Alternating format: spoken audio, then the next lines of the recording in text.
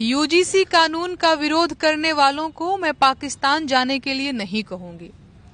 उन्हें मैं देश का गद्दार और विपक्ष का दलाल भी नहीं कहूंगी। मैं उनके खिलाफ मुकदमा भी नहीं दर्ज करवाऊंगी और न ही मैं उनके विरोध प्रदर्शन को विदेशी फंडिंग से जोड़ूंगी कि पिछले 11 सालों में देश के पर्यावरण से लेकर लोकतंत्र तक और इकोनॉमी से लेकर शिक्षा व्यवस्था तक सब कुछ तहस नहस कर दिया गया। कभी लोग भगदड़ों में कुचले गए तो कभी रेल दुर्घटनाओं में जान गंवाते रहे।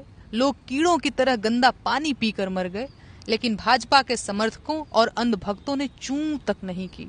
लोग बीच बाजार पीट पीट कर मार डाले गए, बेटियां रेप करके मार डाली गईं, पूरी की पूरी बस्तियां जमींदोज कर दी गईं। लेकिन मजाल है कि सरकार से किसी ने 4 कायदे के सवाल पूछ लिए हों। लेकिन जैसे ही सरकार ने कुछ लोगों को उत्पीड़न और पक्षपात से बचाने के लिए कानून बनाया, इन अनभक्तों और सरकार समर्थकों को ये कानून अपने खिलाफ लगने लगा।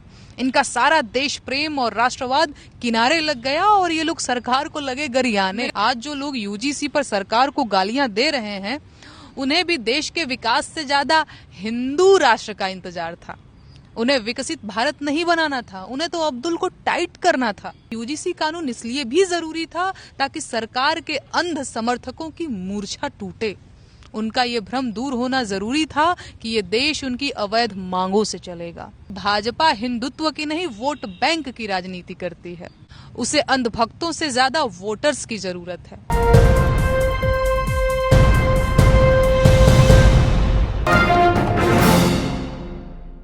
यूजीसी कानून का विरोध करने वालों को मैं पाकिस्तान जाने के लिए नहीं कहूंगी। उन्हें मैं देश का गद्दार और विपक्ष का दलाल भी नहीं कहूंगी। मैं उनके खिलाफ मुकदमा भी नहीं दर्ज करवाऊंगी और न ही मैं उनके विरोध प्रदर्शन को विदेशी फंडिंग से जोड़ूंगी। अगर वो नए यूजीसी कानून के लिए सरकार और मोदी जी की आलोचना करेंगे तो मैं उन्हें देशद्रोही भी नहीं कहूंगी। मैं उनके साथ ऐसा कोई बर्ताव नहीं करूंगी जो वो अब तक दूसरों के साथ करते रहे। मैं ऐसा क्यों नहीं करूंगी, इसकी वजह बाद में जानिएगा। लेकिन कितनी हैरानी की बात है ना कि पिछले 11 सालों में देश के पर्यावरण से लेकर लोकतंत्र तक और इकोनॉमी से लेकर शिक्षा व्यवस्था तक सब कुछ तहस नहस कर दिया गया। बेरोजगारी, महंगाई और भ्रष्टाचार ने इस देश की जनता को तबाह कर दिया। कभी लोग भगदड़ों में कुचले गए तो कभी रेल दुर्घटनाओं में जान गंवाते रहे। लोग कीड़ों की तरह गंदा पानी पीकर मर गए, लेकिन भाजपा के समर्थकों और अंधभक्तों ने चूं तक नहीं की। लोग बीच बाजार पीट पीट कर मार डाले गए, बेटियां रेप करके मार डाली गईं, पूरी की पूरी बस्तियां जमींदोज कर दी गईं। लेकिन मजाल है कि सरकार से किसी ने 4 कायदे के सवाल पूछ लिए हों।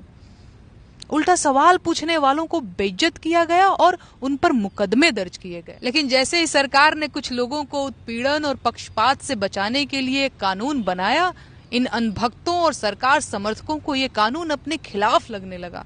इनका सारा देश प्रेम और राष्ट्रवाद किनारे लग गया और ये लोग सरकार को लगे गरियाने। मेरा यकीन कीजिए, अगर विरोध की यही ऊर्जा देश के बाकी जरूरी मुद्दों पर खर्च की गई होती, इसी तेजी से सरकार से उसकी जिम्मेदारियों पर सवाल पूछे गए हो, तो आज देश की 80 करोड़ जनता सरकारी खैरात के भरोसे जिंदा न होती। सच ये है कि सरकार के अब तक के समर्थन के पीछे देश प्रेम और देश के विकास जैसी भावनाएं थी ही नहीं।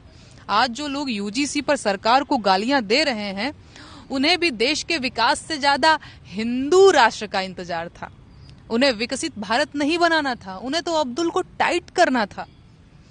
वो भूल गए थे कि ये देश एक लोकतंत्र है और ये संविधान से ही चलेगा।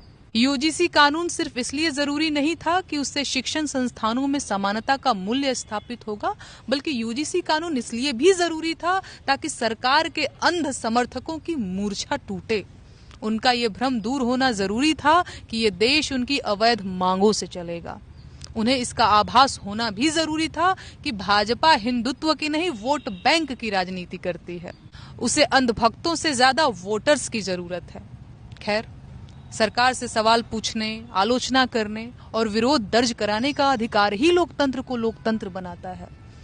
और जब ये अधिकार छिन जाते हैं तो लोकतंत्र तानाशाही में तब्दील हो जाता है। इसीलिए जिसे विरोध करना है वो खुलकर विरोध करे, सवाल पूछे और आलोचना भी करे।